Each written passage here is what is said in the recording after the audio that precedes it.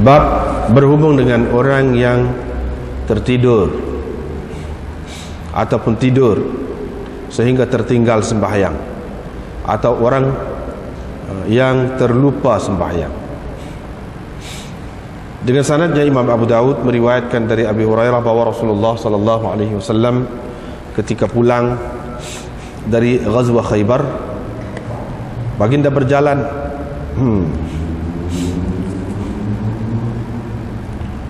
pada malam itu. Baginda berjalan, dalam setengah nuskahnya lailahu, pada malam itu,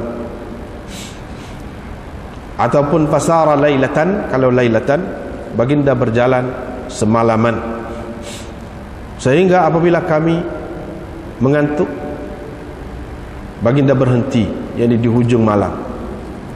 Arrasa makna berhenti di hujung malam untuk berehat. Baginda berkata kepada Bilal, ikla' lana al-lail, berjalah untuk kita semua malam ini. Perawi berkata yakni Abi Hurairah, faghalabat Bilalan ainahu. Aina apa ni? Mat Bilal jendera.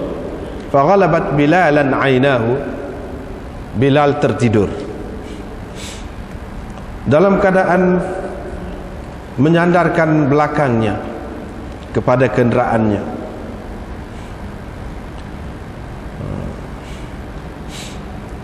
Tidak sedar sesiapa pun, baik Nabi, Bilal dan mana-mana sahabat yang lain, sehingga mereka darabathumus syams, dipukul cahaya matahari, sehingga mereka terkena cahaya matahari. Rasulullah sallallahu alaihi wasallam yang paling awal di antara mereka sedar. Terkejut Rasulullah sallallahu alaihi wasallam, terus baginda berkata, hai Bilal. Faqala, Bilal pun menjawab, akhadha bi nafsi alladhi akhadha bi nafsik. Tuhan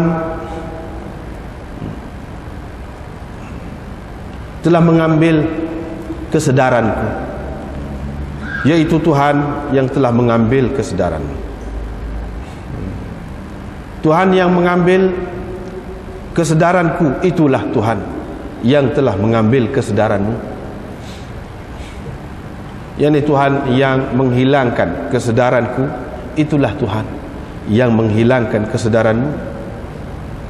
Wahai Rasulullah, kutebus engkau dengan ayah dan ibuku. Mereka pun mengheret kenderaan-kenderaan masing-masing ke suatu tempat yang tidak jauh dari situ. Kemudian baginda sallallahu alaihi wasallam berwudu dan memerintahkan Bilal. Lalu Bilal mengiqamatkan sembahyang untuk mereka, dan baginda menjadi imam kepada mereka dalam sembahyang subuh. Apabila bersembahyang subuh, baginda menjadi imam kepada mereka dalam bersembahyang subuh itu. Falamma qada shalah, setelah baginda sallallahu alaihi wasallam menyelesaikan sembahyang, menunaikan sembahyang atau mengqadha sembahyang, itu yang lebih jelas, baginda bersabda, sesiapa yang terlupa mana-mana sembahyang, maka hendaklah dia mengerjakannya apabila dia teringat, kerana Allah telah berfirman, aqimis salata lidzikra, dirikanlah sembahyang apabila teringat. yakni sembahyang yang telah terlupa itu.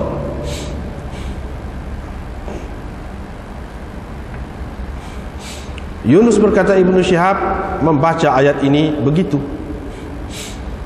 Ahmad berkata, Anbasah mengatakan maksud beliau dari Yunus berhubung dengan hadis ini lidzikra. Qala Ahmad berkata al-kara maknanya an-nu'as, mengantuk. Dengan sanadnya Imam Abu Daud meriwayatkan dari Abi Hurairah dalam kisah ini, Rasulullah sallallahu alaihi wasallam bersabda, beralihlah kamu, berpindahlah kamu dari tempat yang kelalaian telah menimpa kamu, telah mengenaimu. Qala, perawi berkata, baginda menyuruh Bilal berazan dan beriqamat dan bersembahyang. Baginda bersembahyang. Abu Daud berkata, rawahu Malik. Hadis ini diriwayatkan oleh Malik, Sufyan bin Uyainah, Auza'i, Abdul Razzaq dari Ma'mar dan Ibnu Ishaq. Tiada siapapun dari mereka menyebutkan azan dalam hadis Zuhri ini, dan tiada siapapun di antara mereka yang mengisnadkannya selain Auza'i dan Aban al-Attar dari Ma'mar. Dengan sanadnya Imam Abu Daud meriwayatkan dari Abu Qatadah bahawa Nabi SAW pernah dalam satu perjalanannya, lalu Nabi SAW melencong ataupun memusingkan kenderaannya ke suatu arah. Aku pun memusing bersama dia lah. Aku pun berpusinglah bersama dia. Yani aku pun memusing kenderaanku seperti dia. Faqala, baginda pun berkata, tengok, saya pun kata, ini ada seorang yang berkenderaan, ini pula 2 orang, itu 3 orang pula, sehingga kami semua menjadi 7 orang. Faqala, lalu Nabi SAW berkata, jagalah sembahyang untuk kita. Maksud beliau sembahyang subuh. Tetapi mereka telah tertidur. Duriba ala adhanihim, ini telinga-telinga mereka telah dipukul. Maksudnya mereka semua tertidur. Tiada siapapun dari mereka yang sedar. Tidak ada apapun yang menyedarkan mereka selain dari harrus syams, panas matahari. Mereka pun bangkit, bangun, fasaru hunayatan, dan berjalan sedikit, yakni beranjak sedikit, kemudian berhenti di tempat itu, lalu berwuduk, dan Bilal melaungkan azan. Mereka pun bersembahyang 2 rakaat fajar, kemudian bersembahyang fajar dan berkenderaan, yakni naik kenderaan mereka pula. Faqala ba'dhum li ba'd, sebahagian mereka berkata kepada sebahagian yang lain, sesungguhnya kita telah cuai dalam sembahyang kita. Maka Nabi SAW bersabda, sebenarnya tidak ada kecuaian dalam tidur itu. Kecuaian hanya ada dalam kesedaran. Apabila seseorang dari kamu terlupa mengerjakan sesuatu sembahyang, maka hendaklah dia mengerjakannya apabila teringat, dan pada keesokan harinya hendaklah dia bersembahyang pada waktunya. Diriwayatkan dari Abdullah bin Rabah al-Ansari, orang-orang Ansar mengajar ilmu agama kepadanya dengan mendalam. Dia menceritakan kepada kami, ini kata perawi di bawahnya, ini Khalid bin Sumair, beliau berkata, Abu Qatadah menceritakan kepadaku, yaitu Faris Rasulullah SAW, seorang yang tangkas berkuda di kalangan sahabat Rasulullah SAW. Beliau berkata, Rasulullah SAW telah menghantarkan Jaishal Umara, tentera yang mempunyai beberapa orang panglima, bihadhil qissah, dengan kisah ini seterusnya. Qala falam tuqizna, beliau berkata, kami tidak disedarkan kecuali oleh matahari yang naik. Faqumna, kami pun bangun dalam keadaan ketakutan kerana sembahyang kami, yakni yang telah terlepas. Nabi SAW pula berkata kepada kami, bertenang, bertenang, sehingga apabila sudah naik betul matahari, Rasulullah SAW bersabda, sesiapa di antara kamu yang mahu mengerjakan 2 rakaat fajar, bolehlah dia mengerjakannya. Maka bangkitlah orang yang selalu mengerjakannya dan orang yang tidak selalu ataupun tidak pernah mengerjakannya. Baginda juga bersembahyang 2 rakaat fajar itu. Kemudian baginda sallallahu alaihi wasallam menyuruh supaya dilaungkan azan untuk salat. Fanudiya, maka diserulah untuk bersembahyang. Setelah itu Rasulullah sallallahu alaihi wasallam bangun, wa shalla bina, dan menjadi imam kepada kami.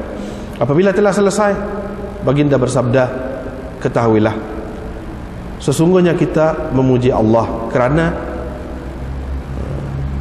kita tidak berada dalam apa-apa urusan dunia yang menyibukkan kita sampai tertinggal sembahyang itu, tetapi ruh kita berada di tangan Allah. Dia boleh melepaskannya bila dikehendakinya. Sesiapa yang sempat di antara kamu bersembahyang subuh besok dengan baik, maka hendaklah ditunaikan bersamanya seumpamanya. Maka hendaklah ditunai bersamanya sembahyang seumpamanya. Sekat tu.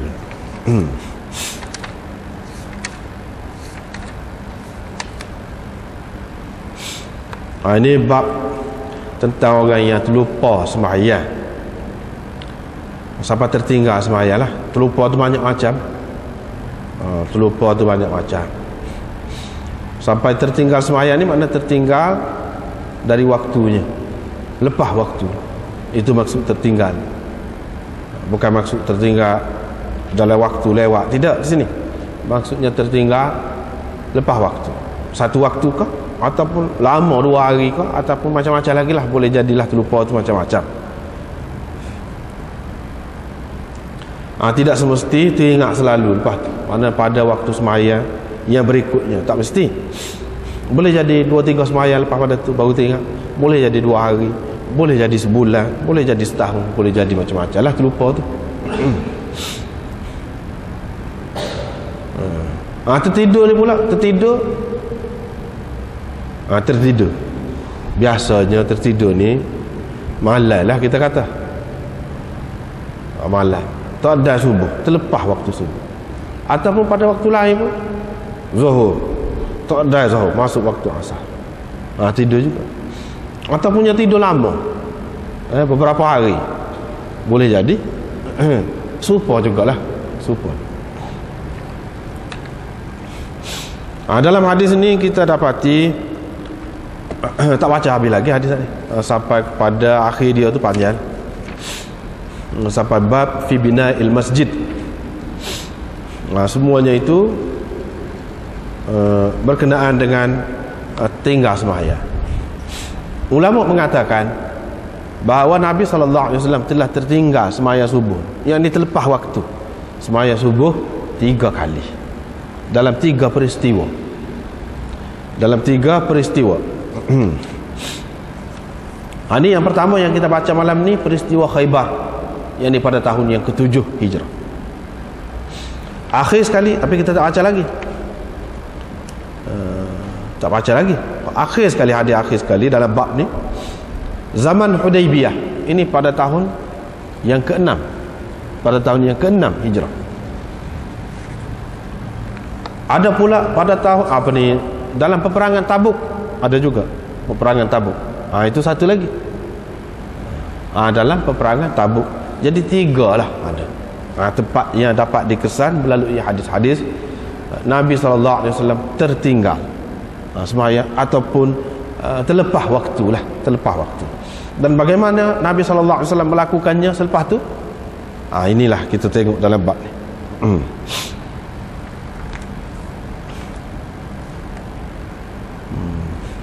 Setengah ulama dia cuba mengatakan peristiwa ni sekali saja berlaku pada Nabi SAW. Sebenarnya perawi je cerita banyak ni jadi beza-beza. Itu tidak tepat, tidak tepat. Sebabnya mereka mengatakan begitu. Dia kata tak pernah sabar, acak kali berlaku kepada Nabi sallallahu alaihi wasallam. Itu kalau ialah kita nak guna akal semata-mata. Kalau nak guna akal semata-mata, kalau tidak salah juga kalau guna akal, kalau kata 3 kali pun. Kalau ada lagi boleh kita terima, kalau ada lagi, tapi dah tak ada 3 ni. Sebab apa? Semayang ni nanak hari orang buat. Nanak hari. Maknanya semenjak seseorang itu difardukan wajib atas dia semayang, semenjak situ ikutlah siapa umur 70 tahun, 80 tahun, 100 tahun, wajib sama. Tak kalah dalam sepanjang masa tu tidak ada. Kita kata mungkin sekali berlaku. Kalau benda ni jangan-jangan sekali berlaku, nak sabarlah kita kata sekali jangan berlaku. Ni dak banyak kali ni semayang. Kalau buat 3 kali tu tidak berat lagi. Apalagi dalam riwayat-riwayat ni jelas menyebutkan hak ni dalam peristiwa Khaybar, hak ni dalam Tabuk, hak ni dalam Hudaybiyah, jelas. Apa salahnya kalau kita terima Nabi sallallahu alaihi wasallam ni dia terlepas semayang. Bagi kita orang-orang ahli sunnah wal jamaah, bagi kita orang-orang ahli sunnah wal jamaah, kita kata lagu mana? Apa yang berlaku kepada Nabi sallallahu alaihi wasallam ni, dia ada banyak keadaan. Salah satunya iaitu untuk menenangkan jiwa kita. Menenangkan jiwa kita. Yang ni takut-takut kita duduk serak, kurang adalah kita, darjat kita, martabat kita di sisi Allah Subhanahu wa taala. Dengan sebab kita terlepas sembahyang. Dengan sebab kita terlepas sembahyang. Kalau kita kata Nabi SAW pun ada juga terlepas sekali tak banyak lagi, boleh jadi kita sebagai manusia biasa lebih banyak lagi. Tapi kalau 3 kali, 3 ni menunjukkan banyak lah tu isyarat. Kita tidak akan jadi patah hati dengan sebab keadaan-keadaan ini berlaku kepada kita. Sebab apa? Ini berlaku kepada Nabi SAW sendiri. Apa yang berlaku kepada Nabi SAW, sekurang-kurangnya, mana benda ni bukanlah satu keaiban besar, bukanlah satu kecacatan, kelemahan yang tidak boleh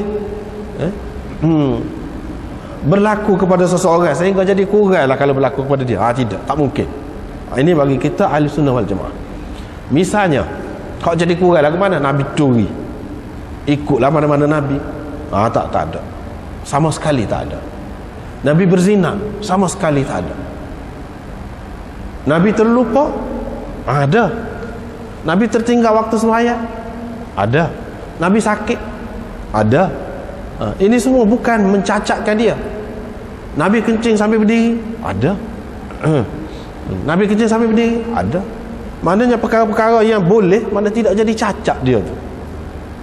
Apalagi dalam masyarakat yang biasalah melakukan begitu, misalnya kencing sambil berdiri, biasa. Dia tidak anggap satu pelik tu, kencing sambil berdiri. Berlaku kepada Nabi SAW, kita boleh terima tu, tak jadi masalah. Tak jadi masalah. Nombor 1 sekali bagi kita ni tadi lah, iaitu ini adalah satu tasliyah lah kita kata, macam menghiburkan kita bahawa orang yang tinggi setara tu dengan Allah SWT pun boleh berlaku kepada dia, kepada kita lebih-lebih lagi lah. Jadi kita tidak jadi patah hati. Itu hak nombor 1 sekali. Lepas tu dalam riwayat ni jelas menunjukkan tak ada siapa-siapa hak sedar dulu. Nabi hak mula-mula sekali sedar. Sedangkan dalam riwayat yang lain, tempat lain hak mula-mula sekali sedar Sayyidina Umar. Ini macam mana kalau kita kata peristiwa ni satu, hanya satu kali, macam mana banyak sangat percanggahan itu. Banyak sangat percanggahan itu. Semestinya kita menerima bahawa peristiwa tertinggal sembahyang subuh ni beberapa kali telah berlaku kepada Nabi kita Muhammad sallallahu alaihi wasallam bersama-sama dengan sahabat-sahabatnya. Dalam peristiwa ni orang lain tak bangun. Nabi sallallahu alaihi wasallam dulu sedar mula-mula sekali. Sampai kena cahaya matahari, yakni cerah dah lah. Rasulullah sallallahu alaihi wasallam pun bila begitu terkejut. Terkejut. Dia pun kata, "Hai Bilal, Yang ni bagaimana dengan keadaan kamu yang mana aku telah pesan dah tadi, suruh jaga, macam mana kamu? Bilal jawab ringkas, iaitu Tuhan yang telah mengambil kesedaranmu. Tuhan itulah yang telah mengambil kesedaranku. Jadi bukan dengan ikhtiar, dengan pisah saya, tidak, tapi dengan kehendak Tuhan semua ni berlaku. Itu kata Bilal, wahai Rasulullah, bi abi anta wa ummi, ku sanggup tebus engkau dengan ayah dan ibuku. Yang kiranya sesuatu yang tidak baik akan berlaku ke atasmu, dan aku boleh menebus engkau. Yani untuk mengelakkan engkau, aku terpaksa kena letak ayahku atau ibuku, sanggup ku letakkan lagi, dan engkau selamat. Itu makna bi abi anta wa ummi. Mereka pun bawalah kenderaan masing-masing. Tak ada sebut sini Nabi SAW suruh bawa lari tu daripada tempat tu, suruh beralih daripada tempat tu, tak ada sebut sini. Dalam riwayat yang lain ada. Tapi di sini para sahabat eretlah unta masing-masing itu, bawa ke satu tempat yang tidak jauh lah daripada situ. Lepas tu ambil air semaya lah. Bilal pun iqamah. Nabi SAW semaya subuh. Lalu selepas pada tu dia kata, tu buat perkara.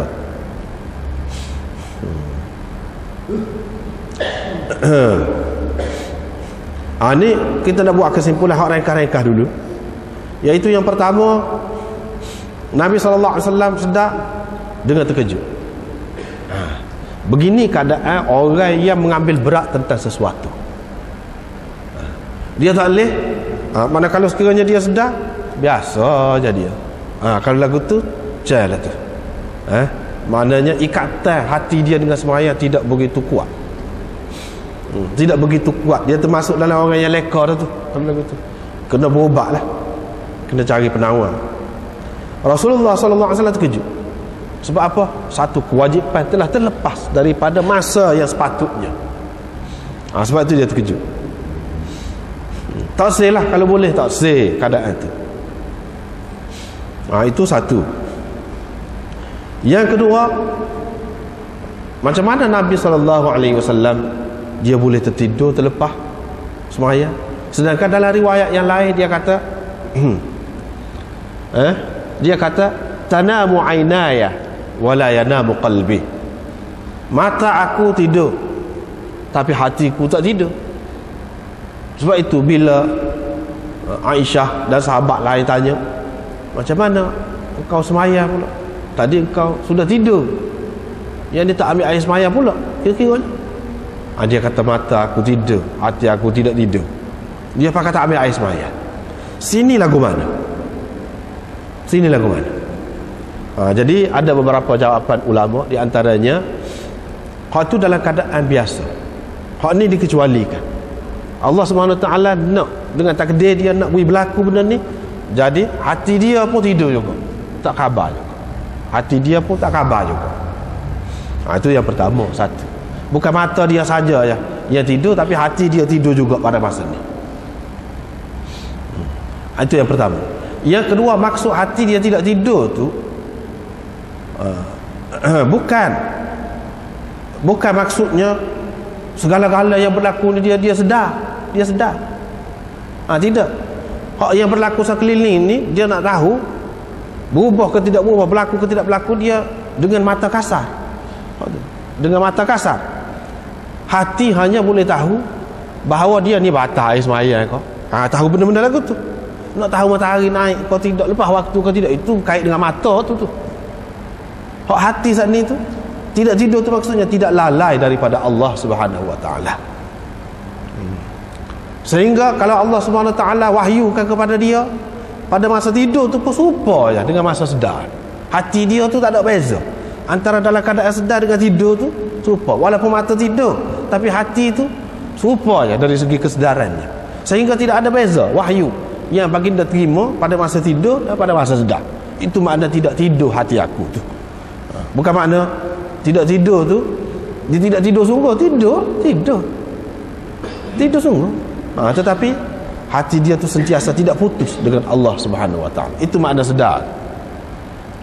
Manakala wahyu mari serupa dengan pada masa sedar juga. Itu yang kedua.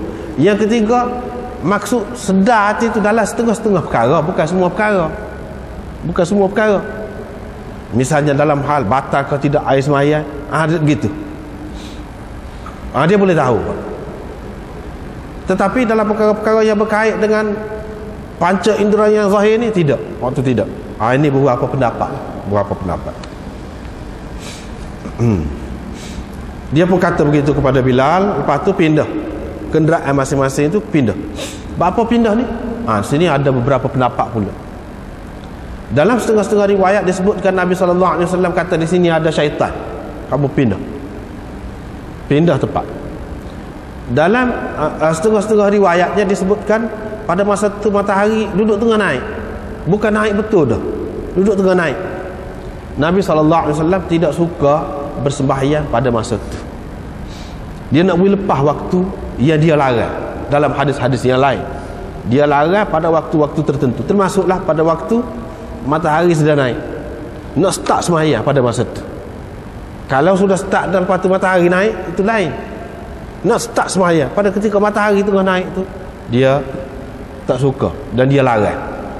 Oleh kerana itulah Nabi SAW suruh buat lari, suruh alih kenderaan saat ni, biar sedang molek dengan naik matahari itu dengan betul. Itu pendapat yang kedua. Pendapat yang ketiga, suruh beralih tempat ni sebab tempat tadi tak ada tempat nak ambil air sembahyang ataupun tempat yang munasabah lah untuk sembahyang. Carilah tempat lain, gitu saja. Bagi orang-orang yang mengatakan syaitan ada situ, jadi kita nak kena pindah. Kalau aku tu dalam rumah jenuh, pindahlah. Dah tempat tidur kita, tempat sembahyang kita situ. Apabila berlaku macam tadi, kita je tidur lain, tak ada sembahyang situ, tak ada kena-mengena tu. Kita tidur dalam bilik, tempat sembahyang kita satu tempat, kita tak sembahyang tempat sembahyang, tak ada kena-mengena tu. Atau kalau kita kata kita tidur tempat sembahyang tapi terlepas waktu, jadi kita tak boleh sembahyang lah, tempat tu kena pindah tempat lain, begitu ke? Tak mesti juga. Kalau tak ada tempat lain yang lebih sesuai, macam mana? Itu masalahnya. Pendapat tadi tidak berapa kemah. Kalau tidak sesuai, situ hak paling sesuai untuk buat sembahyang, untuk kita kerjakan sembahyang, tak kena cari tempat lain. Itu alasan. Seterusnya yang ketiga. Yang keempatnya, dah syaitan ada semolek dengan sembahyang, biar dia lari. Apa kita pula nak lari daripada dia? Kau banyak dia kalau kita nak kira lah. Kalau kita lelak ke dia, kau banyak situ. Kalau kita sembahyang, larilah dia. Lepas tu kita bukan semua tu lupa tu. Hari ni tu, lepas besok nak alih tu alih hari ni saja ke alih buat selama-lamanya? Itu masalahnya. Tidak jelas sebab peristiwa ni berlaku dalam perjalanan, bukan di tempat tetap, tempat tinggal di rumah, tidak. Dengan sebab itu, kalau kita nak terima pindah ni pun dengan sebab tempat tadi, tidak ada kena-mengena dengan hak di rumah. Mungkin dalam perjalanan saja kalau nak terima hak ni pun, dalam perjalanan saja. Itu pun tidak jelas juga. Kalau kita terima ada syaitan, boleh jadi Nabi SAW tahu syaitan tempat tu khusus dengan tempat tu. Tempat lain tak mesti syaitan ada belakang, dia boleh pergi belakang mana pun, tidak khusus dengan satu tempat. Kepada Nabi SAW dia boleh katalah syaitan, sebab dia nampak, dia tahu kita macam mana kita nak menafikan di sini ada, di sini tak ada, semata-mata dengan terlepas semaya di situ. Tak boleh.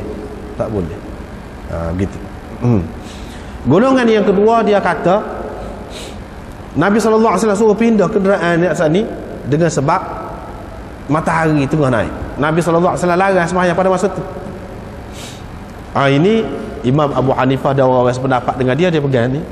Sebab itulah bagi dia, kalau matahari tengah naik, kita sudah sedar dah tak boleh sembahyang pada masa tu. Biar naik betul. Pada masa tu tak boleh sembahyang mengikut mereka. Kalau tengah sembahyang dah tak apa tu, tengah sembahyang dah, selesaikanlah. Hak tu termasuk man adraka raka'atan minas salah faqad adraka, termasuk dalam hadis tu, siapa dah satu rakaat sembahyang bermakna dia sudah dah lah dalam waktu tu. Maknanya kalau tak ada selesai lagi, walaupun matahari tengah naik, dia boleh teruskan. Hak tak bolehnya nak mula sembahyang. Tapi bagi orang lain, ulama-ulama lain, dia pegang dengan hadis ni juga. Ni maksud Imam Abu Daud. Kalau dalam hadis hukum ni, kita kena ingat sunan. Apa makna sunan? Sunan Abi Daud. Mana kitab ini lebih diutamakan dari sudut pekoh. Sebab itu dia tertib pekoh. Dan lebih ditekankan hak dia nak tekannya dari sudut pekoh. Itu maksud sunat. Maksud sunat iaitu tertib hadis dia tu ialah mengikut tertib pekoh, dan lebih ditekankan ialah sudut pekoh. Maksud Imam Abu Daud iaitu dia nak menyatakan dalil bagi masing-masing ulama dalam membuat kesimpulan pekoh mereka. Bagi orang yang mengatakan dia tak boleh semaya pada waktu naik matahari, itu mana dalil dia? Hak ni. Itu maksud Imam Abu Daud nak cerita. Bagi orang yang mengatakan bila dia teringat, tak kira lah pada masa dilarang pun. Memang asalnya masa tu dilarang oleh Nabi sallallahu alaihi wasallam semaya. Tapi kalau kes ni, kes terlupa ataupun kes tidur, bila kita sedar ataupun bila kita ingat, semaya selalu pada masa tu. Tak kira matahari sedang naik pun, tak kira. Itu dikecualikan. Dia pegang dengan hadis ni juga. Mana dia pegang dengan hujung hadis ni? Cuba kita tengok. Nabi sallallahu alaihi wasallam kata, man nasiya salatan falyusalliha idza dzakaraha. Sesiapa yang terlupa semaya, hendaklah dia mengerjakannya apabila. Bila tak kira bila. Dia teringat tadi, dia terlupa semaya zuhur tadi, lepas asar Nabi sallallahu alaihi wasallam tak bagi semaya. Tapi dah hadis ni dia kata bila dia teringat, masa tu boleh semaya. Hak larangan hak asal kata tak boleh semaya lepas asar tu, itu dikhususkan larangan ni. Larangan itu umum. Dalam kes ni tak termasuk. Mana seseorang tu boleh semaya pada masa tu juga, mengikut mereka ini. Begitu juga tadi, kalaulah dia sedar tu setelah ambil air semaya, sedar molek matahari duk tengah naik, walaupun duk tengah naik itu pada masa tu dilarang asalnya, tak apa. Sebab apa? Itu masa dia boleh buat. Kalau lambat, itu makna melambatkan pula semaya.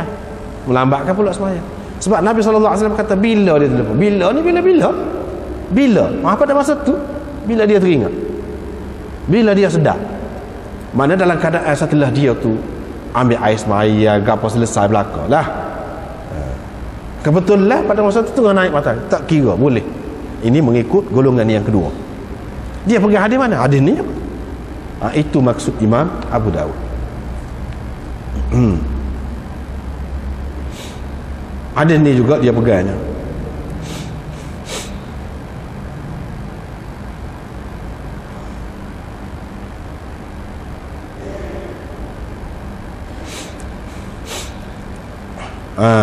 Orang yang mengatakan, golongan yang ketiga yang mengatakan sebab pindah ni bukan sebab situ syaitan, kau sebab matahari tengah duduk naik kau gapo dak. Hak ni dah kena matahari dah ni. Maknanya naik dah kena matahari dah. Dia kata pindah ni sebab situ tak ada tempat air. Sebab itulah setelah dia berpindah tempat tu, mereka pun ambil air semaya. Ambil air semaya tu mana tempat pindah tu, cari tempat air. Dengan maksud tu, bukan kerana tadi, tidak ada kena-mengena. Kemudian Nabi SAW ambil air semaya dan suruh Bilal. Suruh Bilal buat apa? Fa'aqama lahu. Suruh Bilal qamat lah. Maka Bilal pun qamat lah. Untuk sembahyang itu. Hadis ni dia ada sebut qamat saja. Bagi orang yang mengatakan sembahyang ni hak qada ni ada qamat saja, hadis inilah dia pegangan dia. Bagi orang yang mengatakan ada bai juga, dia pegang dengan hadis hak kemudian. Hadis ni tak ada. Hadis kemudian kita akan jumpa hadis yang kedua. Hadis ni hanya sebut iqamat saja. Walau bagaimanapun kedua-duanya boleh. Tapi kalau kita duduk rumah kita, bangun lewat, kita buat kejut orang lah, tak ada pasal tu. Lepas tu kita nak sembahyang seorang pun, kalau tak qamat tak bal pun tak apa, sembahyang gitu. Sembahyang gitu. Ini dalam keadaan dia ramai-ramai semua sekali tinggal sembahyang tu, molek lah. Molek lah bal tu qamat. Tapi kalau seorang-seorang tak perlu. Kalau 2 orang 3 orang boleh nak qamat, tapi bal tu tak perlulah. Wak riuh tak ada pasal. Imam Syafi'i dan orang-orang sependapat dengan dia pegang dengan hadis ni lah, kata qamat. Sebab hadis ni hak kuat. Dan orang lain yang mengatakan azan pun ada juga, dia pegang dengan hadis lain lah. Kedua-duanya boleh, tak jadi masalah. Dan baginda bersembahyang sallalahum as-subha, sembahyang subuh dengan menjadi imam kepada mereka. Itu makna sallalahum, bukan sembahyang untuk mereka. Mereka tak sembahyang, dah. Baginda bersembahyang dengan menjadi imam kepada mereka. Itu makna sallalahum as-subh. Bila selesai sembahyang, Nabi SAW berkata, sesiapa yang terlupa sembahyang, falyusalliha idza dzakaraha.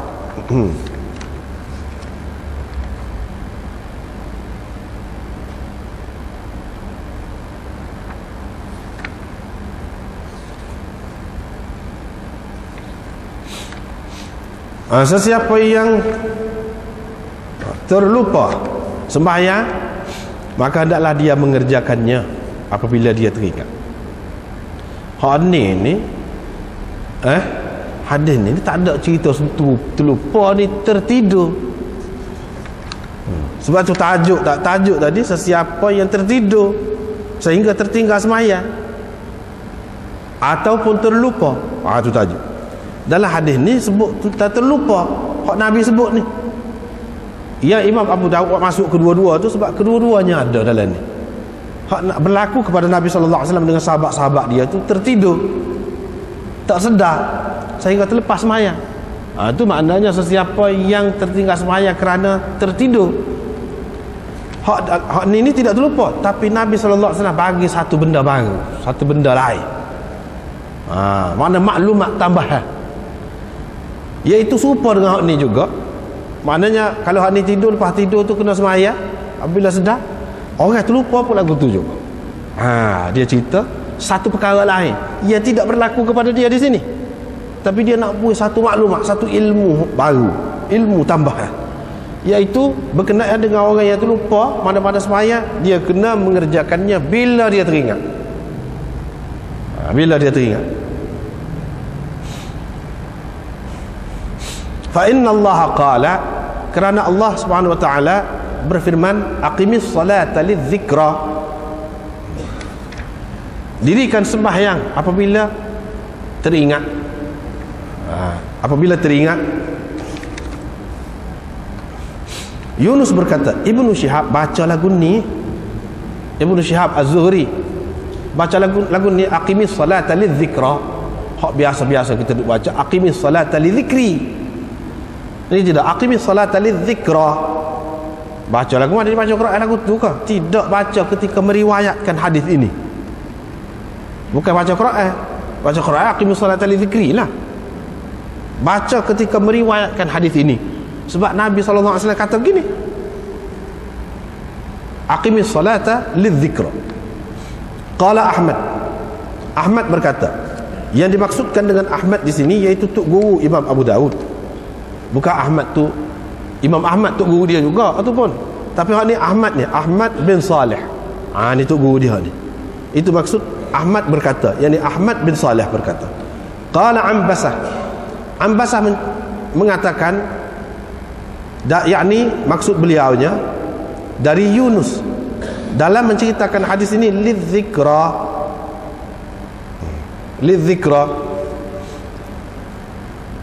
Sani kan, kalau kita perhati sanad dia tu, Ahmad bin Saleh ambil daripada Ibnu Wahab, Ibnu Wahab ambil daripada Yunus. Imam Abu Daud nak cerita di sini, selain daripada Ibnu Wahab, anak murid Yunus, seorang lagi anak murid dia namanya Ambasah. Dia juga meriwayatkan dari Yunus dalam menceritakan hadis ini, lidzikra juga. Bukan seorang Ibnu Wahab saja yang meriwayatkan lagu ni, lidzikra, tetapi Ambasah juga meriwayatkan dari Yunus, lidzikra. Takut-takut orang kata keliru kau ni, sebenarnya dalam Quran lidzikri. Tak, maknanya dua orang. Itu tujuan Imam Abu Daud mari di sini. Dua orang anak murid kepada Yunus ini menceritakan memang lidzikra, bukan lidzikri.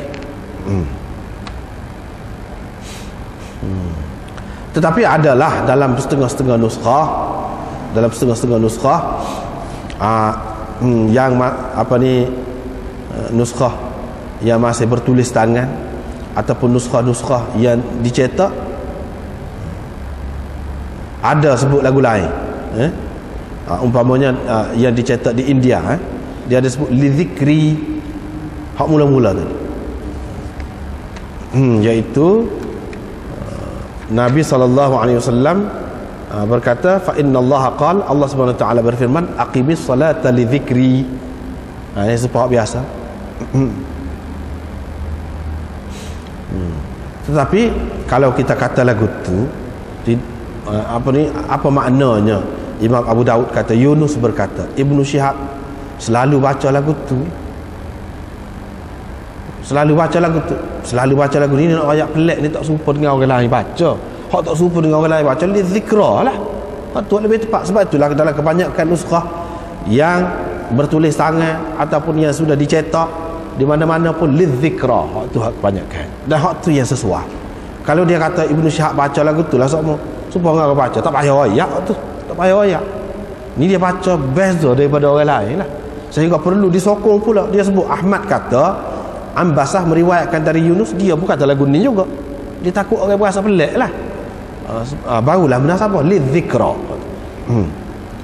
Kemudian Ahmad berkata, yang ni perawi ni, yang ni guru kepada Imam Abu Daud, dia menguraikan makna al-kara dalam hadis ini. Apa makna al-kara? Maknanya an-nu'as, mengantuk. Itu saja. Apa makna aqimis salata li dzikri? Ataupun dalam riwayat ini aqimis salata li dzikra. Li dzikra ni dalam riwayat. Makna dia ada beberapa maknanya. Satu makna dia, hadis ini pun ada sebut ni dalam kitab ni, dia penukil daripada Hafiz Ibn Hajar. Ada beberapa pendapat ulama tentang makna hadis ni dan makna ayat ni lah, sebab asalnya ayat aqimis salata li dzikri. Mana dirikanlah sembahyang litadzkurani fiha, untuk engkau mengingati aku di dalamnya, dalam sembahyang. Itu aqimis salata li dzikri, dirikanlah sembahyang untuk engkau mengingatiku di dalamnya. Satu. Yang kedua, aqimis salata li dzikri, dirikanlah sembahyang supaya aku menyebut engkau dengan sebutan yang baik, supaya engkau layak dipuji olehku. Itu maknanya li dzikri. Itu makna li adzkuraka bil madhi. Dia kata, supaya aku sebut engkau dengan pujian. Mana terpujilah engkau kalau sembahyang. Yang ketiga,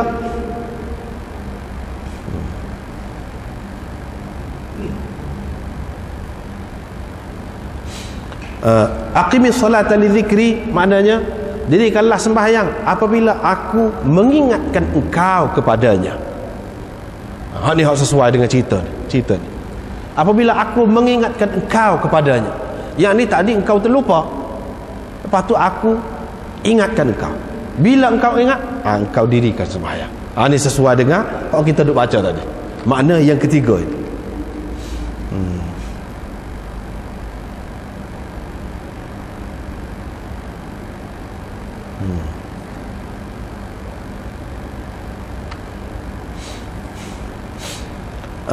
Yang keempat, aqimis salata li dzikri, dirikanlah sembahyang apabila engkau teringat perintah aku setelah engkau terlupa. Maknanya sembahyang hak perintah Allah. Aqimus salat, Allah SWT suruh sembahyang. Bila engkau teringat kepada perintah aku itu, kamu sembahyanglah, dirilah sembahyang. Yang ni kita tadi terlupa kepada perintah Allah SWT, kita tak sembahyang. Lepas tu dalam waktu lain kita pun teringat kepada sembahyang, maksudnya teringat kepada perintah Allah supaya sembahyang lah. Teringat ni dalam waktu lain, kena sembahyang. Itu yang keempat. Yang kelima, dirikanlah sembahyang untuk mengingatiku, bukan untuk mengingati orang lain. Khusus untuk ingat kepadaku, berikan tumpuan dan perhatian kepadaku. jangan kepada yang lain. Yang ini untuk mengikhlaskan ibadat kepadaku. Itu yang kelima. Yang keenamnya, dirikanlah sembahyang untuk bersyukur. Itu makna bersyukur atas ingatan. Atas ingatan yang aku berikan kepada kamu ataupun ingatanmu kepadaku. Boleh berlaku.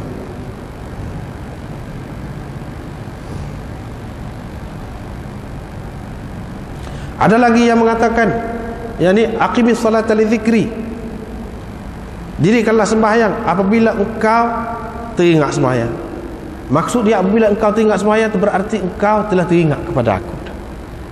Bila engkau ingat sembahyang, engkau teringat dah kepada aku. Itu makna dia. Itulah ada beberapa pendapat tentang aqimis salata lidzikra tadi.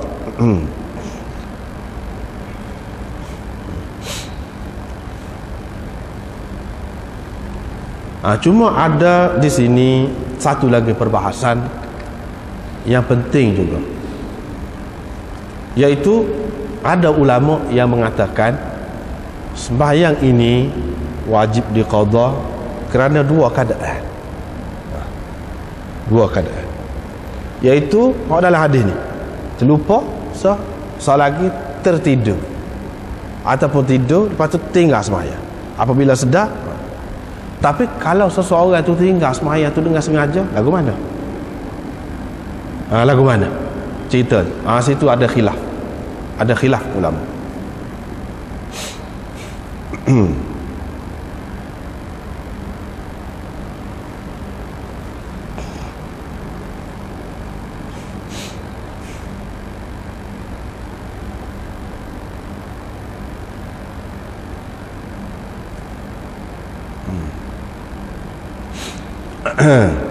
Dalam kitab ni pun ada sebut.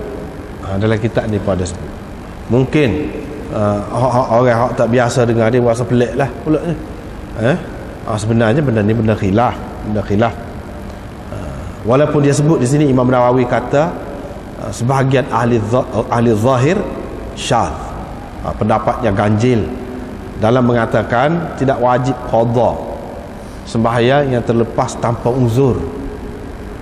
Imam Nawawi kata itu syadz. Dan golongan ini mendakwa bahawa sembahyang itu dengan mengerjakan qadha itu tidak boleh terlepas daripada besarnya dosa meninggalkan sembahyang. Ini dalam kisah sengaja lah. Mengikut Imam Nawawi, ini adalah kesilapan pendapat orang itu, dan ini adalah kerana kejahilan mereka. Mana Imam Nawawi parok lah ni, parok. Ini adalah kejahilan mereka, dia kata. Tetapi orang-orang lain jawab pula lah, ialah itu pendapat dia. Dia kata orang jahil, dia kata ini silap, dia kata gini-gini. Dalam kitab ni sendiri pun ada sebut bawah tu, muskil Imam Nawawi nak kata ini jahil, orang ni tak erti, salah.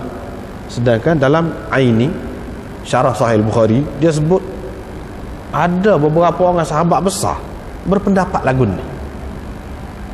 Ini kita tak boleh kata jahil lagi, kalau setara tu. Dan kita tak boleh kata ganjil pendapat itu, syadz, tak boleh. Sebab apa? Ada sahabat-sahabat besar yang berpendapat begitu. Ni tengok bawah dalam kitab ni. Syaukani berkata dalam Nailul Awtar, Daud Zahiri dan Ibnu Hazm berpendapat orang yang sengaja meninggalkan sembahyang la yaqdi salah, tak boleh qadha sembahyang, berdasarkan hadis inilah, hadis yang kita baca ni lah. Sebab apa? Nabi SAW sebut tu je, kalau terlupa dan kalau tidur, hak tu ya qadha. Hak lain kalau sengaja tak ada sebut. Ni kalau nak kira dia nak tambah dah ni, hak berlaku kepada dia hanya tertidur terlepas waktu, dia tambah sesiapa yang terlupa sembahyang. Kita kata dah pula-pula tambah, ada mana ni katalah dah pula-pula tambah, dah tambah lah lagi. Begitu juga orang yang sengaja tinggal sembahyang, dia hendak nak qadha. Sepatutnya dia kata begitu. Man tarakaha amidan muta'ammidan misalnya, falyaqdiha. Dia tak ada kata. Hak sebutnya jelasnya dua ni. Hak tentang orang yang meninggalkan sembahyang dengan sengaja tak ada sebut. Bila tak ada sebut, dia kira-kiranya nak menjelaskan hak mana hak kena qada. Padahal berlaku kepada dia tidur. Dua mari cerita hak tu lupa. Tak ada hak mari hak lain. Soalannya hak ni. Satu. Yang kedua, ini dia kata. Li'anna intifa' asy-syart yastalzimu intifa' al-masyrut. Fayalzamu minhu anna man lam yansa la yusalli. Apabila tidak ada syarat itu, maka tidak adalah masyrut. Mana tidak ada terlupa, tidak ada tertidur, tidak adalah qada tu. Hak ada qada saat ni apabila ada dua perkara. Lepas tu hak ditinggal dengan sengaja tu tak ada. Itu bukan syarat. Dia kata begitu. Ni yang dibahas sini.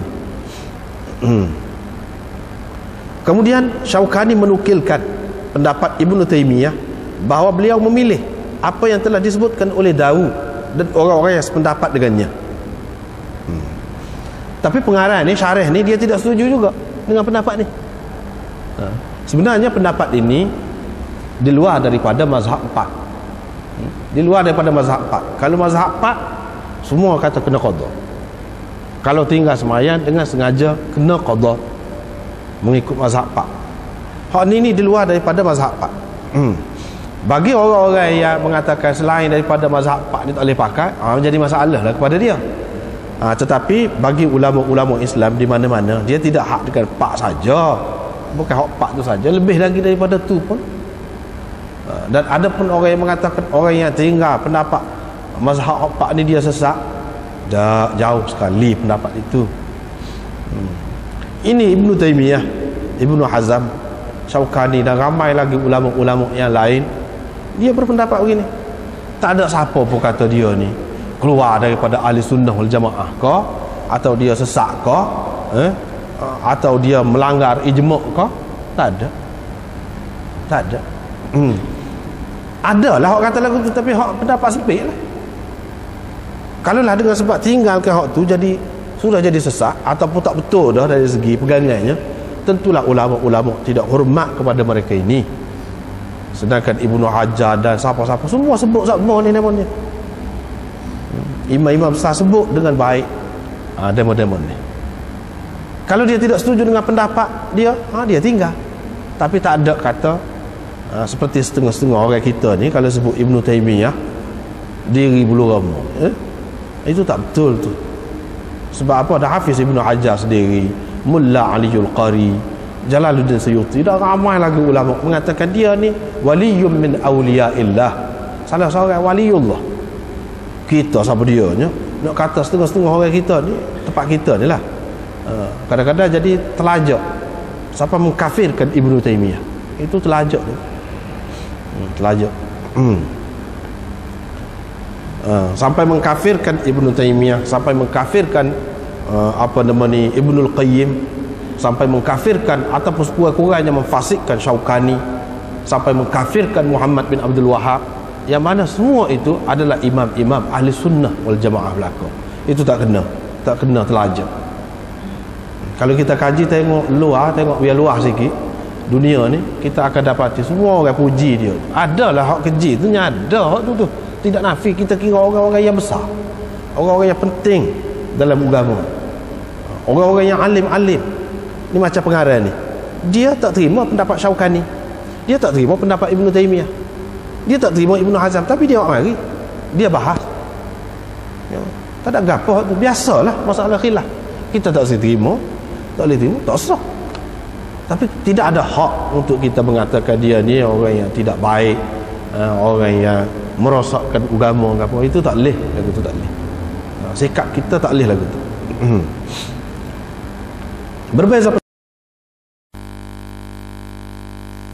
Berbeza pendapat biasa.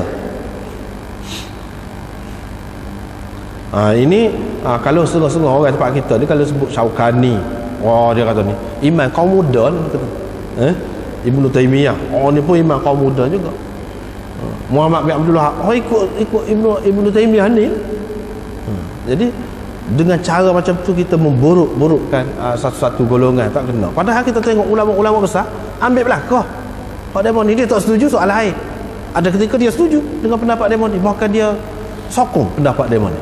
Kita tengok pengarang-pengarang yang besar seperti ni, pengarang ni, dan banyak lagi pengarang-pengarang lain. Lagu itulah sikap mereka. Bukan kata dia nguduh, tidak kata ini kumpulan ni tak ada lagu tu. Ambil belakang.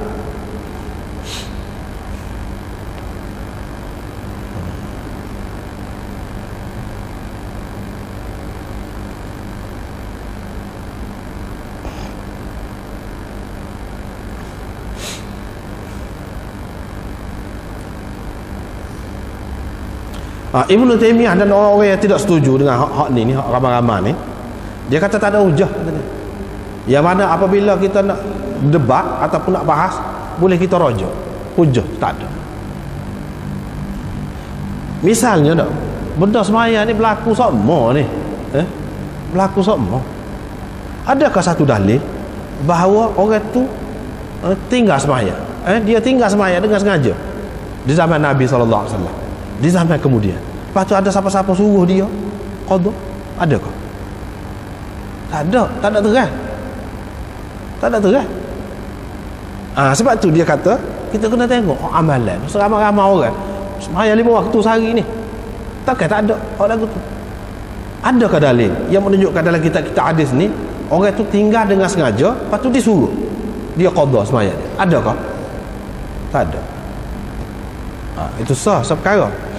Perkara yang kedua, iaitu kalau orang itu sudah murtad, wal'iyadzubillah, dia tak sembahyang. Bila dia masuk Islam semula, itu khilaf ulama tu. Hak semasa dia murtad tu kena qada ke sembahyang dia atau tidak kena qada? Kena qada ke atau tidak kena qada? Mengikut setengah ulama dia kata kena qada. Pasal dia Islam. Kalau dia kafir, semasa dia tak sembahyang dulu, tak cara tu, tak kena sembahyang dah. Tak kena sembahyang. Dia start sembahyang bila dia masuk Islam. Tapi kalau orang itu Islam, lepas tu dia murtad, lepas tu dia masuk Islam pula, selama dia murtad tu dia kena qada. Mengikut setengah ulama. Mengikut setengah ulama yang lain dia kata tak ada dalil. Sebab tak ada dalil. Sebab tak ada dalil. Supaya juga gini lah, hak ni lah.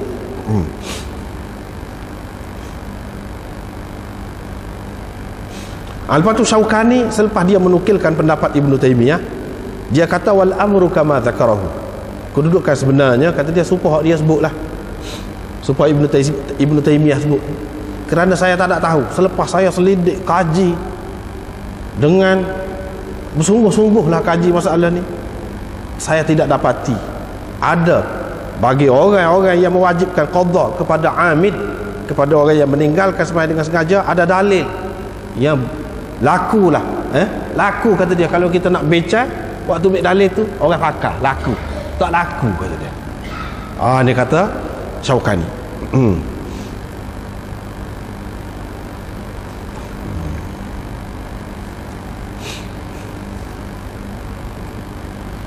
Adapun hadis fadainullah ahaqqu an yuqda, hutang Allah itu lebih patut dibayar. Orang tahu laku kata dia, tetapi mereka tidak akad kepala, tak kelih hak ni. Dalam bab ni tak boleh pakar tu kata. Dainullah ahaqqu an yuqda.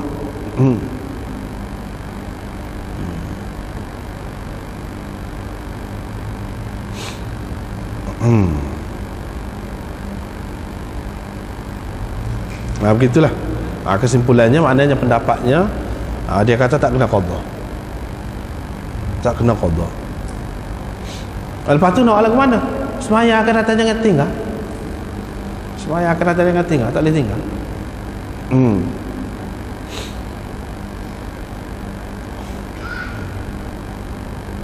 Setengah-setengah orang tu pula dia ambil jalan, ambil jalan yang lain. Ini dia bab semaya ni tak boleh, tak boleh nak fikir, nak qiyas.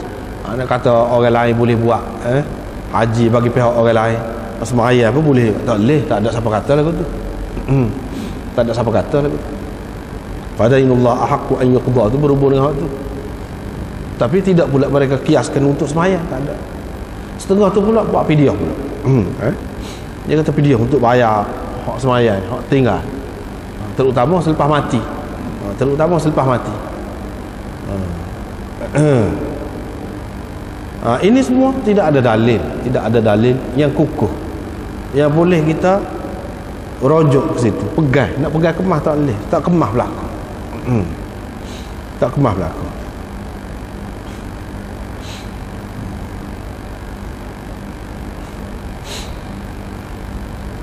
Bayangkanlah, bayangkanlah kalau satu orang tu tinggal sembahyang, tinggal sembahyang kita kata 50 tahun. Tua dah ni insah. Tua dah ni insah. Bila dia insah tu sakit orang habis lah. Sakit lutut lah, sakit macam-macam. Macam mana nak buat? Kalau mengikut qada ni, mengikut orang yang mengatakan kena qada, memang kena qada dah. Mana-mana pun. Qada boleh duduk, qada tak boleh duduk caca, boleh duduk. Tak boleh duduk, boleh menyenging. Ikut kena qada, tak boleh. Dan tak boleh buat orang lain, kata dia. Tak boleh buat lah. Dia ambil jalan tu. Tapi bagi orang yang setengah-setengah orang, dia sebab orang kafir jugalah, orang Islam ni pun sikap dia tu setengah-setengah tu begitu. Orang jahil lah, orang jahil kata. Orang kafir kan, mungkin dia tidak tahu tentang agama, kadang-kadang waktu kata sunat, kena sunat, tak jadi masuk Islam. Ada juga orang-orang hak jahil ni, bila kata kena qada habis sembahyang hak dulu. Pala ke mana dia letih. Pakat dak tu. Ada juga lagu tu. Ada juga orang hak lagu tu. Jadi dengan sebab itu ada setengah-setengah ulama dia kata untuk jaga orang-orang yang seperti ini, elok juga kalau kita ambil pendapat. Ambil pendapat. Ada juga pasal benda ni benda khilaf. Memanglah mana dalam 4 mazhab 4 tak ada. Waktu tu jelas, waktu tu. Tapi pendapat yang lain apa kau tak boleh pakai langsung? Tak boleh pakai langsung. Adalah orang kata tak boleh pakai tu, tapi jumhur ulama tidak kata begitu. Tidak kata gitu. Dia ada dalil. Apabila ada dalil, dan mereka ini mujtahid juga. Daud Zahiri mujtahid. Daud Zahiri. Dan ramai lagi yang lain, Ibnu Taimiyah mujtahid. Jadi apabila dia ada pendapat dengan dalil dia, kalau orang nak ikut pun tidak jadi masalah. Dalam kes tadi terutamanya, kita nak ambil hati, nak jaga dia. Cuma sembahyang akan datang tak boleh tinggal ke mana-mana. Sebab sembahyang ni besarnya sampai tak boleh ganti. Tak boleh ganti. Kalau sembahyang setahun pun hak tu lah tak boleh ganti. Sembahyang dalam waktu sangat besar dalam Islam, sehingga tidak boleh diganti. Sehingga tidak boleh diganti. Tu kata dia. Dan sembahyang ni termasuk wajib pada masa. Wajib pada masa, terikat dengan masa. Kitabam mauquta dalam Quran sebut. Apa ni satu kewajipan yang terikat dengan masa. Bila sudah habis masa dia tak ada dah lah. Dengan sebab itu kena jaga betul masa tu. Bukan main-main, tidak boleh di qada, tak boleh. Mereka kata perbandingannya supaya kita makan lah, makan nasi. Makanan tu makanan tu adalah sesuatu yang wajib lah, kita kata bagi kita, mestilah. Tetapi kalau setahun dulu kita tak makan, boleh kalau kita qada dalam satu masa nak makan, pecah perut lagu tu, tak boleh. Dia kata lagu dari segi logiknya, dari segi logik hak terikat dengan masa, dia masa tu kita tak boleh nak qada dah. Itu dari segi logiknya. Dari segi dalil tak ada hadis yang menunjukkan dengan terang sepanjang Nabi SAW tu lama dia kira duduk berdakwah, tak ada kata dia sebut kau sekali sesiapa yang tinggal dengan sengaja kena qada, tak ada. Lepas tu kita tengok sahabat ni ramai, beratus ribu sahabat. Lepas tu tabi'in pula dalam seramai-ramai tu, takkanlah tak ada yang berlaku begini. Yang berlaku tu dengan sengaja kau ataupun lagu mana, tak ada juga. Ataupun orang lain kau yang melakukan begitu dengan sengaja, tak ada dia suruh kata kena qada, tak ada. Itu yang kedua. Yang ketiganya dalil, dia kata ada sahabat-sahabat besar pun berpendapat begini. Berpendapat begini. Habis cerita satu pihak. Bagi orang yang mengatakan wajib ni, mana dalil dia? Dalil dia. Dia kata hak ni hadis yang kita baca ni adalah hadis orang panggil ibaratun nas. Ibaratun nas. Satu lagi dalalatun nas. Orang meninggalkan sembahyang dengan sengaja wajib qada berdasarkan dalalatun nas, orang panggil. Makna nas itu memang tak ada sebut dalam nas, tapi makna dia hanya ada. Setara terlupa, padahal terlupa ni tidak dosa. Setara apa ni, tertidur, tidur tu Allah SWT tak tulis dah, tak kira dah salah pun kena qada. Apatah lagi kalau dengan sengaja. Kalau dengan sengaja, seperti Allah SWT kata wala taqul lahuma uff, jangan kata uff kepada kedua ibu bapa. Uff pun tak boleh kata dah. Apakah dah dia tak boleh kata uff? Tak bolehnya pukul boleh, sepak boleh, tak ada siapa pun kata lagu tu. Setara uff pun tak boleh. Ni nak ayat setara benda hak lagu ni. Kalau nak kira tak dosa dah. Bukan terlupa tu tak kira. Tidur tu dah tak kira. Setara tu pun kena qada. Apatah lagi kalau tinggal dengan sengaja, lagilah kena qada. Serupa dengan hak tu. Dia mau balik sana kata tak boleh, tu qiyas tu. Itu qiyas tu orang panggil tu. Dia mau balik ni kata itu tidak qiyas, itu orang panggil tu. Dalalatun nas itu bukan qiyas. Qiyas ini adalah termasuk dalam pendapat mujtahid. Hak ni tidak ditunjuki oleh makna hadis itu sendiri. Situlah punca khilaf. Dan Munur kata itu qiyas dah, tak sah lagu tu, tak sah lagu tu. Wala taqul lahum uff, tahu dah tu semua tahu. Lepas tu ada tempat-tempat yang lain banyak lagi. Itu tempat-tempat yang lain dalam hadis. Mana dalam hadis kata boleh sepak pulaknya? Tak ada. Bukan larang. Jelas hak tu kata dia. Kalau kita tak cara tak guna fikiran pun kita boleh jumpa tu. Dalam hadis-hadis begitu banyak. Kalau walaupun tak ada dalam Quran, tapi kita nak kias dengan tu tak boleh. Itu kias orang panggil kias aulawi. Kias aulawi. Dalam bab ni tak boleh kias kata. Tapi bagi orang yang terima juga, dia kata kena qada juga tu, dia kata ini bukan kias. Dalalatun nas itu tinggi lagi daripada kias. Hak sekali dengan ibaratun nas lah. Dengan sendiri orang ni faham. Wala taqul lahum uff, walaupun dalam Quran tak ada sebut. Sepak ibu bapa boleh. Tampar ibu bapa boleh, tak ada sebut. Tapi semua orang faham. Dia kata apabila kata lagu tu tidak nanti orang alim, orang biasa pun faham apa makna dia, apa maksud dia. Orang biasa pun faham. Itu orang panggil dalalatun nas, tinggi. Dia bukan qiyas lagu tu. Itulah paling ada pun tu, paling ada hak ni. Lepas tu nak cari dalil ni yang terang yang sebut sesiapa sebut ni, sebut dia sebut sesiapa yang terlupa sembahyang hendaklah dia qada bila dia teringat. Adakah lagu ni? Sesiapa yang tinggal sembahyang dengan sengaja hendaklah dia qada. Adakah? Tak ada. Kalau lagu tu tak ada. Paling tinggi hak tadi dainullah ahaqqu an yuqda, itu masih umum. Dainullah ahaqqu an yuqda masih umum. Hutang Allah itulah yang patut dibayar. Kalau kita kata masalah haji, masalah apa-apa, bolehlah tu, memang ada nas. Tapi adakah sahabat-sahabat ni qiyas dan dainullah ahaqqu an yuqda? Dan muka Nabi SAW pun kata kamu boleh puasa bagi pihak ayah kamu ataupun mak kamu. Adakah sahabat-sahabat buat kesimpulan bahawa sembahyang ni ayah dia tak ada sembahyang, kita nak sembahyang bagi pihak dia? Adakah lagu tu? Tak ada. Maknanya dia tidak pakai hak umum tu. Setakat awak Nabi SAW kata sudah. Setakat awak Nabi SAW kata sudah, setakat tu.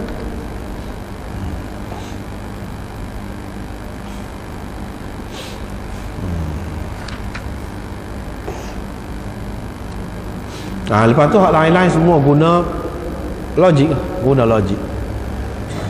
Satu lagi dalil bagi orang yang mengatakan wajib kena qada ni. Allah SWT kata aqimus salat, dirikanlah sembahyang.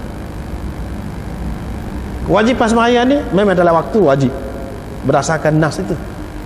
Lepas tu kalau lepas waktu, ayat Quran itulah juga yang wajibnya. Coba wajib qada, orang panggil. Misalnya kita kata kalau kita buta, kalau kita bayar pada masa dia, bayar juga. Kalau tidak bayar pada masa tu, apa kata lepas kita? Tak terlepas sampai bila-bila pun. Walaupun lepas daripada masa kita berjanji, kita kena bayar juga. Begitulah juga sembahyang ni. Allah SWT suruh sembahyang. Apakah terlepas kita daripada sembahyang? Semata-mata dengan lepas waktu dia, walaupun dia kata terikat dengan waktu, itu yang dituntut, yang dikehendaki hak asalnya. Tapi apabila dia terlepas, benda ni sudah dalam tanggungan dia, sudah jadi kewajipan dia. Apakah kewajipan itu terlepas dengan habisnya masa? Tapi itu semua tu kan, kalau kita perhati, semua guna fikiran. Guna fikiran. Tak ada maknanya dengan jelas dalam Quran kau sebut kalau terlepas waktu lagilah tak ada. Lagilah tak ada. Hak tidur tu pun tak ada dah. Hak tidur tu kena qada. Dalam Quran tak ada dah. Hak ada pun dalam hadis.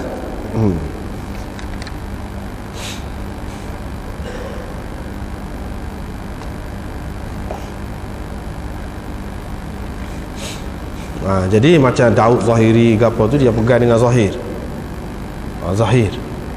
Zahir pun dia ada cara dia. Sebab kita kata saat ni lah kemas juga cara dia. Zahir. Cara dia tu, dia ada cara lah.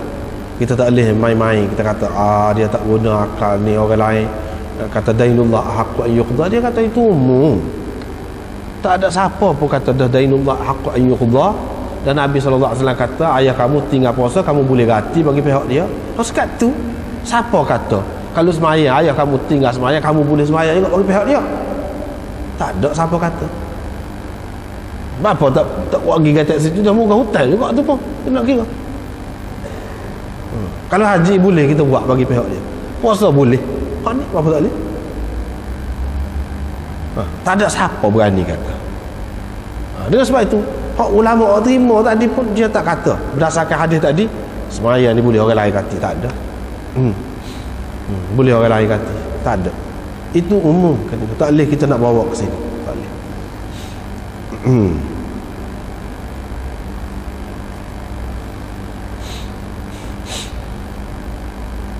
Dan khilaf-khilaf yang seperti ini biasa daripada dulu zaman sahabat lagi sampai kepada zaman kemudian ni biasa. Kita jangan berasa pelik benda-benda ni. Masalah khilaf, dia khilaf ni ada dalil, cuma dalam memahami dalil tu berbeza. Tu masalah khilaf. Khilaf ni tak apa, tak ada jadi masalah sikit abuk pun. Tak ada jadi orang ni kurang, pihak ni kurang, tak ada. Itu masalah khilaf. Masalah bid'ah lain. Setengah orang kita dia tidak faham, dia celaru antara khilaf dengan bid'ah. Celaru. Tu tak kena. Tapi kita tidak nak bincang ke bid'ah lah ni. Tapi kalau jelas molek sebenarnya tak ada keliru, rekah ceritanya, rekah bid'ah ni benda yang tak ada dalil. Tak ada dalil, tiba dibuat, itu bid'ah. Adapun khilaf ni dia ada dalil, cuma dalil tu tidak tegas, tidak muktamad, sehingga orang ni faham lagu ni. Ada kaedah dia, cara dia. Orang ni faham lagu ni. Dalil ada, walaupun dalil yang sama ataupun dalil lain-lain tak kira lah. Tapi ada dalil dia boleh sebut. Dalil maksud sini Quran dengan hadis ataupun ijma' sahabat. Hak tu dalil. Tak ada hak tu, tiba-tiba buat. Dan hak buat tu pula bukan termasuk dalam masalih mursalah. Hak situ orang kita tak faham. Masalih mursalah ni buat sekolah, buat gapo tu masalah mursalah. Tu tidak bid'ah. Tak masuk dalam bid'ah. Tu dalam perkara ibadat. Dalam perkara ibadat. Orang kata panggil khusus dengan agama. Buat sesuatu tanpa dalil. Hak tu bid'ah. Rekas cerita. Hak tu kita tak boleh panggil khilaf tu. Tak boleh kata khilaf. Hak tu. Kita tak boleh kata khilaf. Orang ni kata boleh, orang ni kata tak boleh. Khilaf-khilaf ni dia kena ada dalil. Hak ni tak ada dalil. Lepas tu hak dibuat ni pula dalam perkara agama. Dalam perkara apa nama ni, ibadat. Kalau dalam perkara dunia itu tak apa nak reka gila. Hak tu bermolek baru bid'ah. Hak tu. Hak bid'ah tak boleh ni. Man ahdatha fi amrina hadha ma laysa minhu fa huwa raddun. Hak tu hak tak boleh. Buat dalam perkara agama bukan daripada agama. Waktu tak ada. Kalau ada dalil tidak lagi bid'ah. tidak lagi bid'ah. Ada juga satu keadaan setengah ulama tu dia kata bid'ah, hak lain pula dia kata boleh buat. Boleh buat, mana dari satu pihak mengatakan bid'ah, dari pihak yang lain dia kata khilaf. Boleh jadi berlaku. Ada juga berlaku tu, ada juga. Hak ni dia kata khilaf, sebab bagi dia dalil ni tidak kukuh. Orang yang mengatakan bid'ah tu dia kata dalil hak ni tak kukuh, sebab tu dia kata bid'ah. Walaupun kata ada dalil ni hak boleh dipegang, hak tu bukan dalil sungguh. Misalnya sapu tekuk, ambil Ismail sapu tekuk. Basuh tu basuh kepala, lingus sapu tekuk. Imam Malik kata bid'ah. Sedangkan dalam mazhab Imam Abu Hanifah kata tidak bid'ah. Dia khilaf. Tengok apa khilaf. Ni satu pihak kata bid'ah, ni boleh terima. Khilaf lagi. Bid'ah itu tidak muktamad. Sebab apa? Sebab pihak ni dia tak terima dalil hak ada tu. Walaupun kamu kata dalil, ada dalil, tapi dalil tu tak boleh jadi dalil sebenarnya.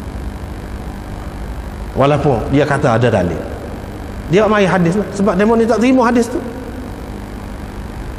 Bagi dia tak ada dalil jugalah, sebab tu dia kata bid'ah. Tapi bagi hak demo hak terima ni, dia kata ada dalil. Kurang-kurangnya boleh kita nak pakai. Sebab tu kita tak kata bid'ah. Maknanya benda ni benda khilaf. Dia kata tu beza lagu tu, ada juga. Tapi ada juga yang tak ada langsung. Boleh dikatakan semua. Kalau tanya siapa pun akan kata bid'ah lagu ni. Itu dia perbezaan.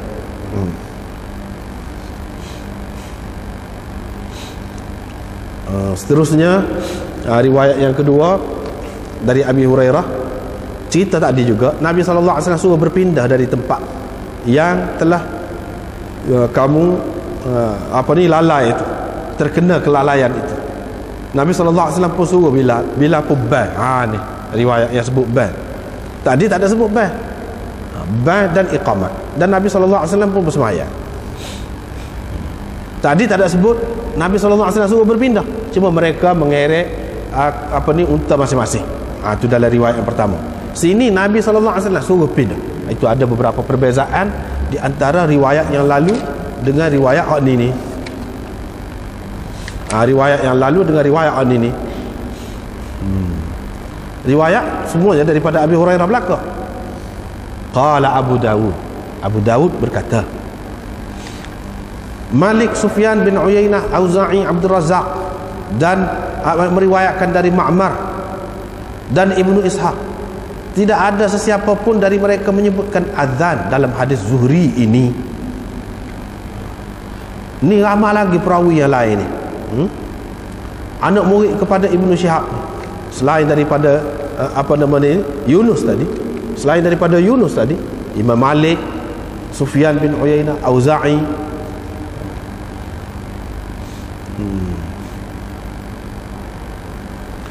Mereka ni meriwayatkan dari Ma'mar dalam riwayat ni yang kedua ni. Ma'mar selain dari Aban meriwayatkan dari Ma'mar dari Zuhri. Begitu juga Ibnu Ishaq meriwayatkan dari siapa? Ibnu Syihab. Semua mereka ini tidak ada menyebutkan azan. Tak ada sebut azan. Hanya ada sebut iqamat, seperti riwayat Zuhri, riwayat Yunus hak mula-mula. Riwayat Ibnu Wahab ambil daripada Yunus dari Ibnu Syihab. Serupa dengan itu. Mana tak ada sebut azan. Satu perkara Imam Abu Dawud sebut. Perkara yang kedua, tidak ada sesiapa pun di antara mereka yang mengisnadkan hadis ini kecuali Auza'i dan Aban al-Attar dari Ma'mar.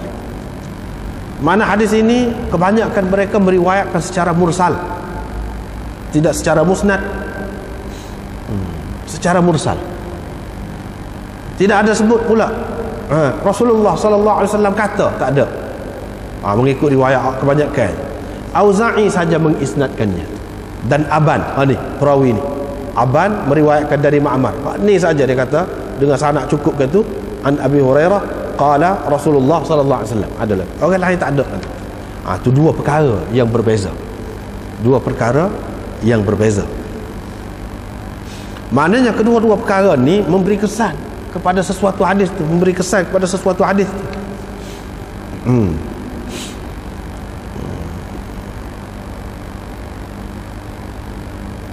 Tetapi ada sesuatu di sini perkara yang boleh mengelirukan, iaitu Malik, Sufyan bin Uyainah, Auza'i dan Abdul Razak meriwayatkan dari Ma'mar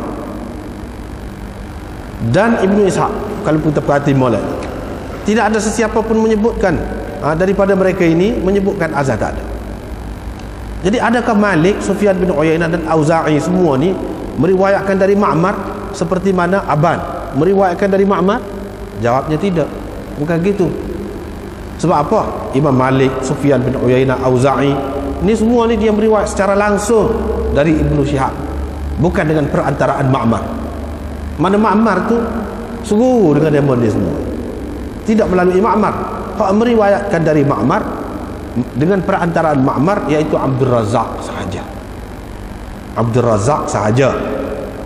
Ibnu Ishaq pun tidak perlu dengan perantaraan Ma'mar itu, sebab Ibnu Ishaq juga adalah anak murid kepada Ibnu Syihab. Sini boleh mengelirukan.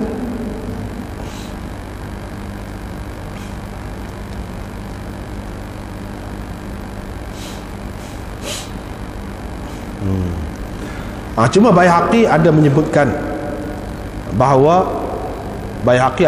dalam sunan dia bahawa ni Imam Malik dalam riwayat dia daripada Ibnu Syihab ni ada menyebutkan tentang ban juga. Sedangkan sini Imam Abu Dawud kata Imam Malik gapo ni tak ada sebut ban dalam riwayat dia. Sedangkan menurut riwayat Baihaqi, riwayat Imam Maliknya ada sebut ban, azan. Ada sebut azan itu.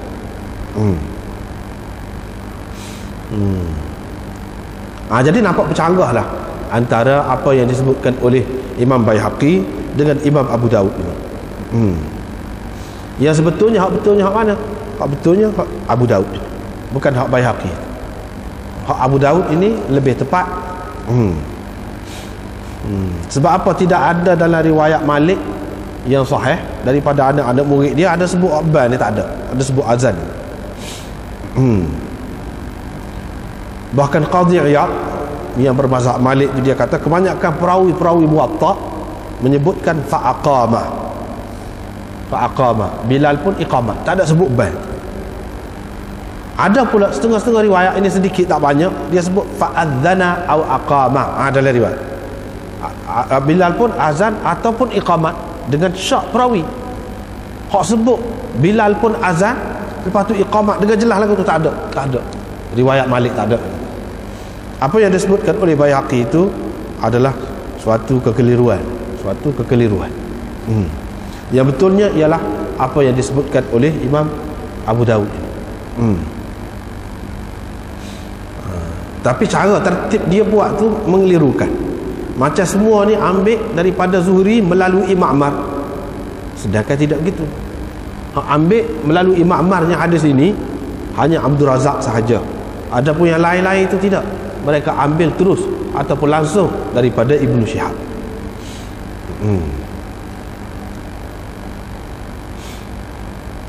Dia banyak maksud di sebalik tu. Apa faedah duduk bahas ni tu? Panjanglah ceritanya. Kalau nak bahas tu pula panjang.